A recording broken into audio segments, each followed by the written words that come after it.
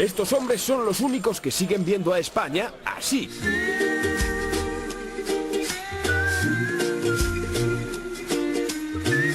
Como un paraíso.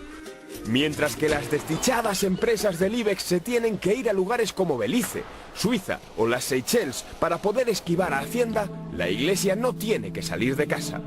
Pero es que ese paraíso además está legitimado por el propio poder político. No pagan impuestos por sus edificios, ni por sus jardines, ni por sus huertos, ni por las actividades comerciales que hagan, salvo el IVA, desde hace 3 años. Tienen exención de todos los impuestos inmobiliarios. Impuestos sociales, impuesto de patrimonio, impuesto de obras, etcétera. Que además, curiosamente, los obispos creen que son derechos.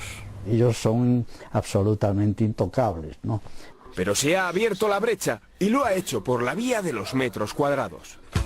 Un pequeño pueblo de Álava, Alegría, ha sido el primer ayuntamiento en pedir oficialmente que la Iglesia pague el IBI. Que ha pedido formalmente que la Iglesia pague el impuesto de bienes inmuebles por sus numerosas propiedades.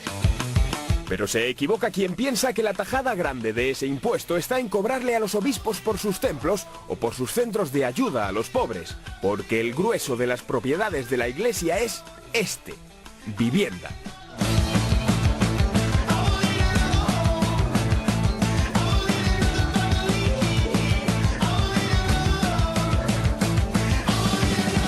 La jerarquía católica nunca ha querido hacer una estimación pública de cuántas propiedades tiene, pero lo que es innegable es que la Iglesia está funcionando como una gran agencia inmobiliaria, especializada en alquiler, y la magnitud de eso se está empezando a calibrar ahora. Es que la Iglesia Católica estamos descubriendo que además tiene muchos pisos que alquila, por lo cual no paga IBI, muchísimos pisos. Esos pisos que hay en el centro de Madrid, en Madrid y los Austrias, que son propiedad del Arzobispado de Madrid y que se están utilizando para ser alquilados a particulares, pues evidentemente ahí sí que pagaría el IBI. La carísima zona de los Austrias es un vivero de construcciones donadas a congregaciones religiosas. Esos pisos, a menudo de lujo, se están alquilando a particulares. El negocio es redondo. La Iglesia los recibe donados y no paga el impuesto de sucesiones. Después los alquila, pero es el único arrendador de España que no tiene que pagar el IBI. Y por esa vía se calcula que el Estado deja de ingresar entre 1.000 y 2.500 millones de euros al año. Pero este es solo el comienzo de los privilegios, porque entre lo que no recaudan y lo que se gastan, las arcas públicas pierden al año 11.000 millones de euros en la Iglesia.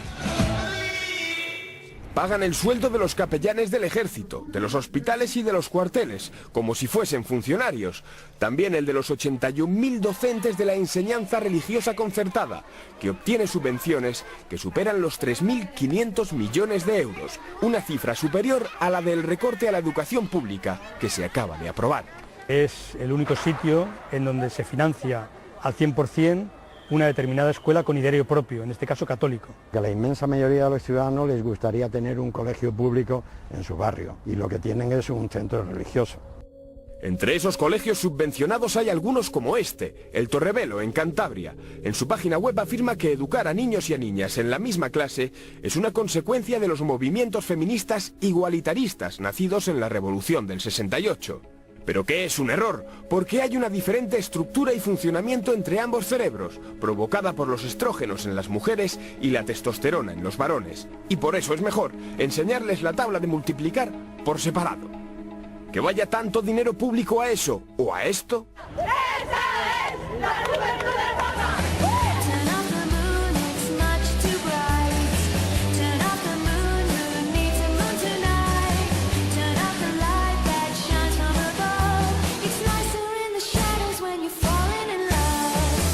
Que costó 50 millones de euros, además de una deducción fiscal del 90% para sus patrocinadores, hace pensar que este Estado, en realidad, está lejos de ser como se dice. Es que estamos en un Estado aconfesional y un Estado laico. Una visión laica y en actitud laica, porque eso es democracia. Y estos son los hechos. El PSOE de Zapatero no toca el concordato, le sube la asignación por IRPF a la Iglesia y tampoco abre el melón del IBI. Pues decir, podrían haberlo hecho tanto cuando gobernaba Felipe González como cuando gobernaba Zapatero, y no lo han hecho. No sé si es más una cuestión populista que realmente efectiva. Ofensiva laicista del gobierno ante la legislatura. Exacto, los obispos pasaron en ese tiempo de cargar con una cruz a adorar a una X. Marca la X a favor de la Iglesia en tu declaración de la renta. No pagarás más. Programa por tantos. Se les sube la asignación del 0,52 al 0,7%. Dicho así, parece que la Iglesia destina ese dinero a ayudar a los pobres, pero no. Cuando se marca su casilla en la declaración de la renta, se está pagando los sueldos de los obispos y de los sacerdotes. La asignación de Cáritas, por ejemplo, sale de fines sociales, como la del resto de ONGs. Nos gustaría a muchos creyentes que la Iglesia Católica Española, en esta etapa de crisis, hubiera sido capaz de renunciar a ese tanto por ciento que se le está quitando a todo españolito en favor de la gente que lo está pasando peor. Estoy esperando que se vendan fincas o se vendan alguna casa o se venda algo para dar de comer a la gente, es decir, ¿por qué no lo vamos a hacer? Nos hemos llenado de tantos bienes que claro, que es que nos dan problemas que nos distancian del Evangelio, ¿no? Nosotros preferimos una iglesia más austera, que se ajuste más a la iglesia de los pobres, que debemos ser, ¿no?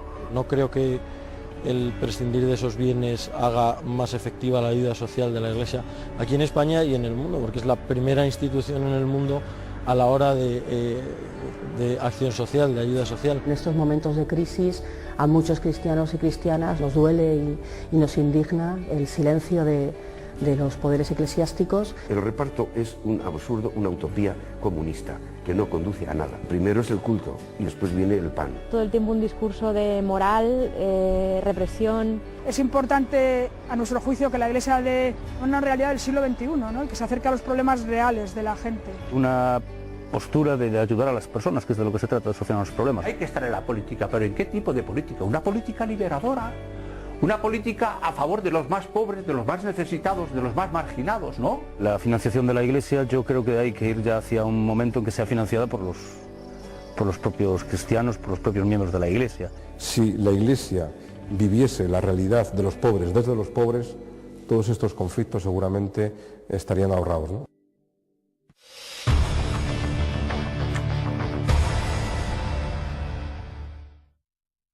Porque es necesario apartarse de la codicia, del enriquecimiento rápido, de la acumulación de bienes. A un lado, el desprendimiento de bienes, al otro, el acopio. El obispo de Cádiz quiere que la Iglesia recupere el diezmo. Esto.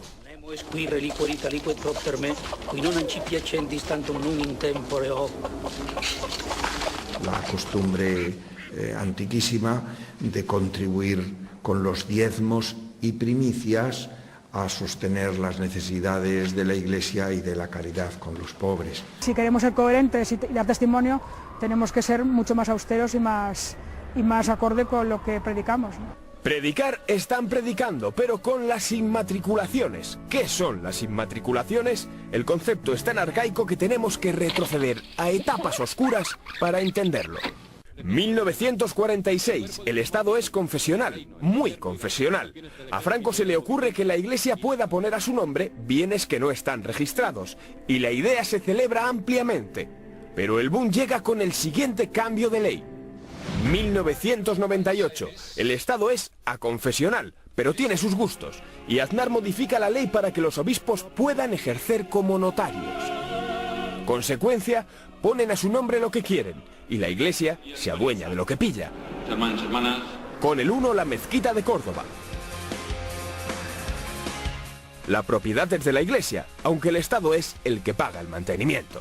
La cuestión del patrimonio es muy curiosa. La paga el Estado y luego es la Iglesia la que cobra la entrada para que en algunos sitios las personas que van pues dejen su dinero también allí. Siguiente.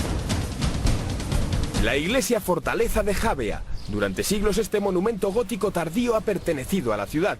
Pero en el verano de 2009, y sin previo aviso, el ayuntamiento se entera de que el edificio ya no es suyo. Amanecimos un día con que aquello que pensábamos que era nuestro, resulta que ya no era nuestro. Ya no era del pueblo de Xàbia, según la iglesia era del pueblo de Dios. Que aunque pueda ser legal a priori, es totalmente injusto y es de todas un acto de mala fe. Esta era la iglesia de Gualda, en Guadalajara. Esta ermita y esta otra también eran del pueblo, igual que este terreno de 8.000 hectáreas, y hasta el cementerio. Decimos que eran, porque ahora pertenecen al obispado de Sigüenza. El pueblo lo denunció, pero lleva 2 juicios perdidos. Puedo entender que los edificios de culto se los pueda inmatricular, pero 8.000 y pico metros de una parcela, que es una zona de recreo, de barbacoas y tal, que es que no es nada de la iglesia, también se la hayan quedado, pues yo intentaré recuperar lo que creo que es del pueblo, pues mientras esté de alcaldesa y mientras pueda, vamos, porque es que creo que es patrimonio histórico y cultural de un pueblo. En Aoiz, Navarra, los prelados son propietarios de esta iglesia y de este garaje. Su culto religioso consiste en guardar algunas imágenes de Semana Santa.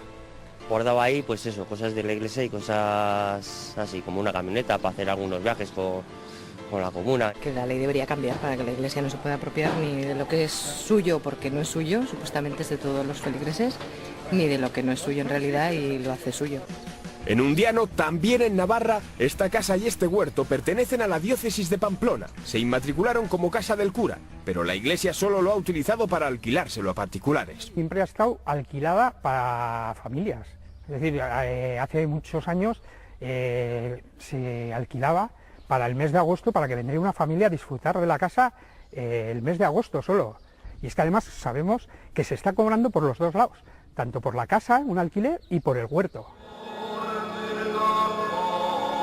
En Cajasur, la caja de los obispos, la relación iglesia-ladrillo tocó máximos. En pérdidas. Después de unas cuantas inversiones faraónicas, la caja ha tenido que ser intervenida por el Banco de España. Y llegamos al terreno de los pelotazos. El arzobispo de Valencia vendió un solar que le habían donado para hacer un templo. Hoy, en vez de templo, está este bloque de viviendas. El obispo de Valladolid tenía una fundación para niños sordos. Vendió el terreno para construir un parking. Este parking. También está el milagro de las recalificaciones, que obligó al obispo de Ávila a vender un terreno donado por 19 millones de euros. Y se hizo un polígono. Dios no dijo nada de la elusión fiscal, así que la iglesia la utiliza para sus negocios en la bolsa. Ha tenido 3 SICAV, que son la trampa legal para tributar al 1% lo que tendría que tributarse al 35%, y por ahí canaliza sus inversiones en bolsa, donde ha tenido de todo, aunque sea pecado, como su inversión en Pfizer, la empresa americana de las famosas pastillas azules que elevan al cielo de los orgasmos. I used to be a cowboy. Firm. Y también ha invertido la iglesia en este anticonceptivo para mujeres.